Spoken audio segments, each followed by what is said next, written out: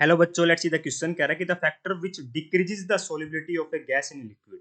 तो कह रहा है कि किसी गैस को हम डिजोल्व करें लिक्विड के अंदर, तो कौन कौन सा ऐसे फैक्टर है बेटा, जो कौन सा ऐसा फैक्टर है जो डिक्रीज कर देता है बेटा सोलिबिलिटी को। देखिए बेटा, मैं आपको बताता हूँ कि यहाँ पे कौन सा लॉ एप्लीकेबल होगा। यहाँ पे हमारा हेनरी लॉ एप्लीकेबल होगा, जो डील करता है effect of pressure on the solubility of a gas. ठीक है, तो वो क्या कहता है बेटा कि solubility of a gas in liquid at a given temperature is directly proportional to the pressure at which it is dissolve.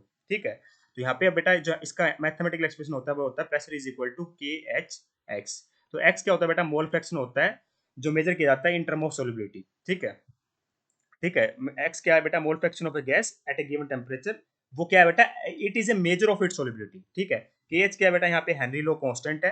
P है बेटा partial pressure of the gas. ठीक है, तो देखिए बेटा, मैं आपको बताता हूँ कि जो हमारी जो सोलिबिलिटी होती है ना बेटा, जो के एच होता है बेटा हेनरी लो कांस्टेंट, वो क्या होता है बेटा, वो डायरेक्टली प्रोपोर्शनल होता है बेटा मेरे टेम्परेचर के। ठीक है, और के एच क्या है बेटा, के एच को मैं ऐसे भी लिख सकता हूँ पी बाई एक्स। और एक्स क्या बेटा, मेजर ऑफ सोलिबिलिटी है। मतलब मैं क्या कह सकता हूँ बेटा कि K H is inversely proportional to solubility. ये कह सकता हूँ, नहीं कह सकता हूँ। ठीक है, और हमें पता है कि K H directly proportional to temperature होता है बेटा। मैं ये भी कह सकता हूँ कि temperature is inversely proportional to solubility, है ना। Temperature is inversely proportional to solubility. ठीक है, तो टेम्परेचर बढ़ाने पर बेटा मेरा क्या होता है, मेरा सोलिबिलिटी क्या हो रही होती है बेटा, डिक्रीज होती है।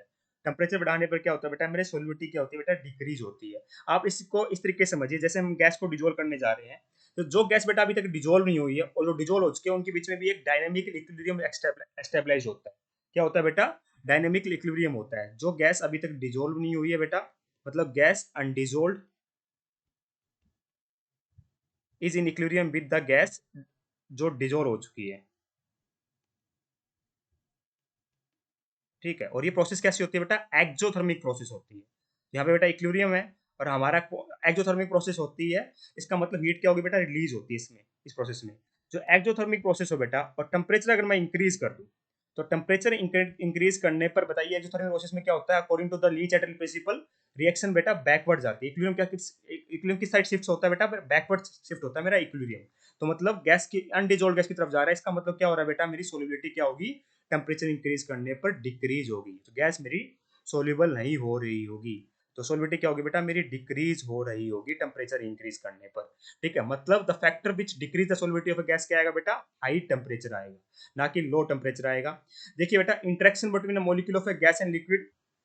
ठीक है, हाँ ऐसा माना जाता है कि बेटा कि जो हमारा जो गैस है बेटा, वो क्या नहीं होनी चाहिए बेटा, हमारी रिएक्शन शो नहीं करनी चाहिए किसके साथ, किसके साथ, केमिकल रिएक्शन शो नहीं करनी चाहिए सॉल्वेंट के साथ।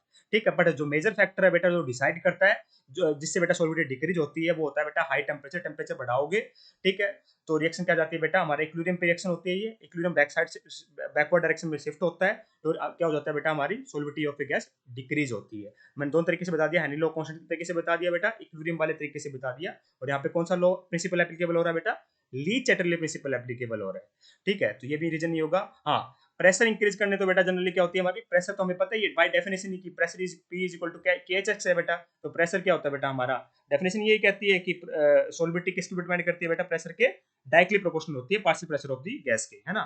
ठीक है, तो हमारा प्रेशर इंक्रीज करने पे बेटा सोलिबिलिटी इंक्रीज हो रही होती है। हाँ, हालांकि एक वन ऑफ द लिमिटेशन है इन लोग की, बहुत ज्यादा हाई प्रेशर नहीं होना चाहिए गैस का।